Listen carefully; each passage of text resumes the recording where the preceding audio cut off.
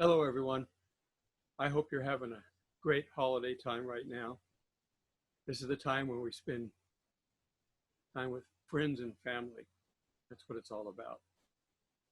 I hope you're with friends and family. And if you're not, don't forget you're never alone. Jesus is always with you.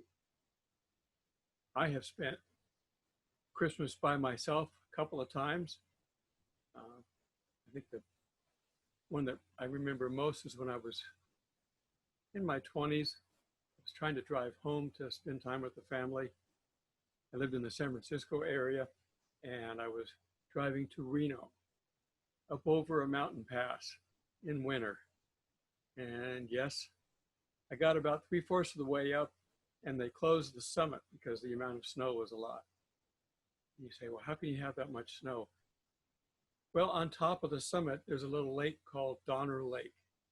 And if you know about the Donner Party, you know that you can get a lot of snow up there. And if not, read about it. It's interesting history. In any case, I had to turn around, come back down to the nearest town, hoping that they would open the pass, sometime that day or maybe the next day. This was Christmas Eve, like today. And so I got a room, managed to go to the store, give me some food so I had enough to stay. And the next day, they still didn't open the pass. This is Christmas Day. I called everyone, wished them a happy Christmas, told them I didn't think I was going to make it. And I went back to the store and got myself a Swanson turkey dinner. I borrowed a little toaster oven and cooked that thing, and that was my Christmas dinner, turkey dinner. I remember those. Those were in the aluminum tins that they were in back then. Now you can't put those in the microwave, so now they're all in plastic. But anyhow, I hope you have a great time. I'm going to take a little bit of time and tell you about Christmas. We don't celebrate Christmas the correct way, I guess. We've arbitrarily assigned a day, December 25th. It was decided probably around, I think, 500 AD that would be the day we'd celebrate it. But even before that, they were celebrating it roughly around the same time. They had to hide the celebration. So they picked a time where the pagans were celebrating the winter solstice, other things about the sun and things like that they celebrated back then. Yes, they were pagan holidays that they decided to celebrate Jesus Christ's birthday. Now, in reality, Jews didn't celebrate birthdays. They didn't believe in birthdays. They believed in your life. So look at it this way. Christmas, even though it's not the right day, it's a celebration of Jesus's life and his death, for which we wouldn't have salvation. Now I want to talk about a couple of things here. Like I'd mentioned, this was decided as a date because they didn't really have a good date. We don't have a lot of technical information about Jesus. He didn't want us to have it. If we knew exactly what he looked like, there'd be statues of him all over the place. There's enough as it is. We already have the cross with somebody that looks like it could have been him, but we don't know. None of the pictures that we have of Jesus are anything more than somebody's imagination. I remember in the movie, The Life of Brian, which was not meant to go against Christ in any way. The Monty Python troupe of all said so. It was to really be a satirical look at the church. But the people were following Brian around, and he dropped his sandal, and they picked it up and they held it up and they worshiped the sandal. You see what they were getting at. It's Jesus we should be worshiping, not anything else. Nothing physical about him or any of the things that he had should be worshiping. Let's talk about the birth. What did they do? Mary had to ride a donkey in what probably was springtime. We know it was probably springtime because the shepherds were up on the hill. They wouldn't be there in the winter. The sheep would be corralled in some kind of a warm environment so that they didn't freeze.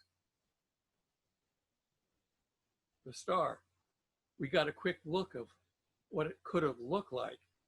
Not saying that the alignment of the two planets was what they saw back then, but it could have been.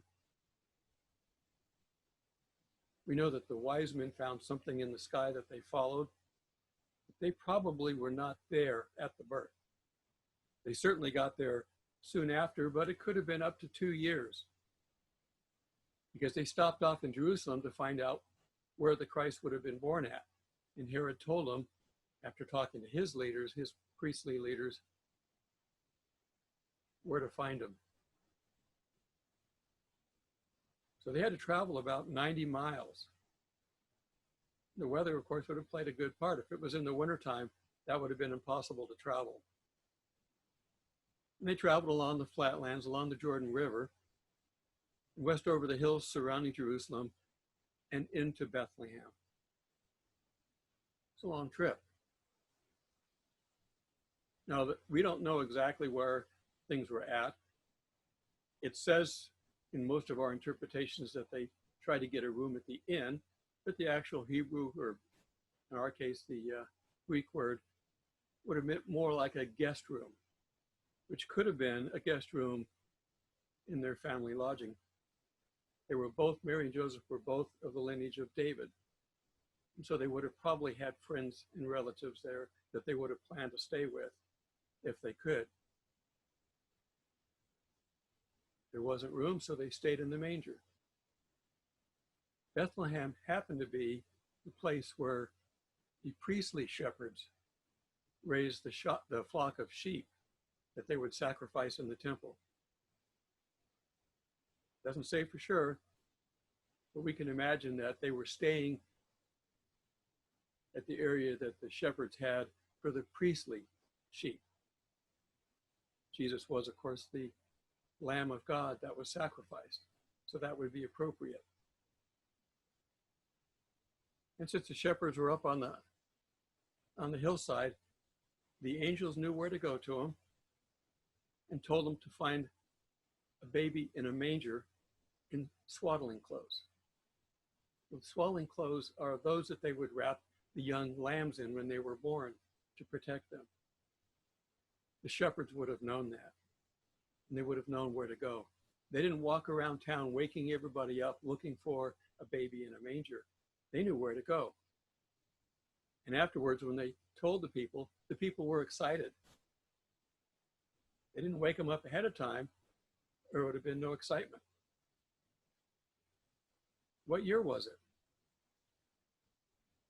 We calculate everything now based on our Roman calendar.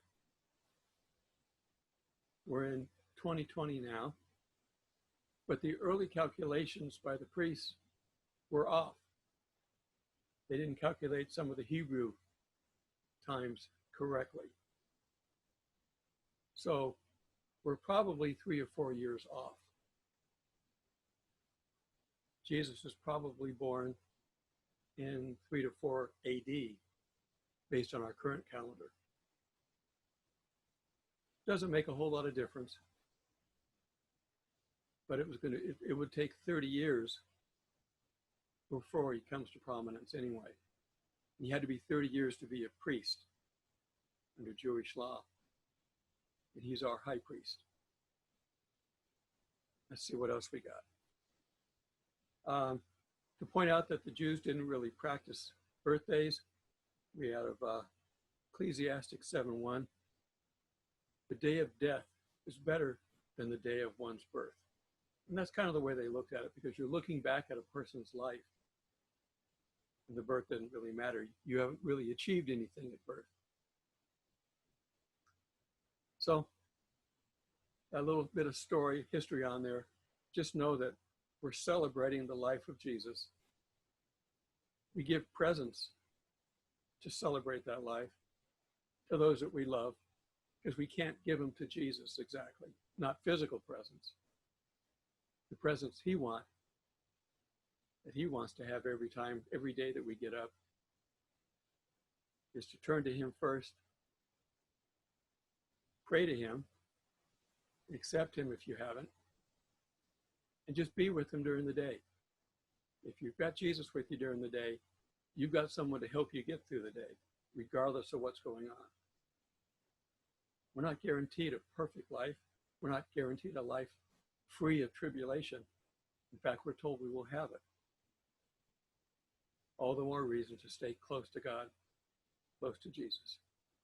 So this time of year, I wish you a Merry Christmas and a Happy New Year. Tell your family you love them. We don't know when we're going to be called up. Until we meet in the skies, see you then.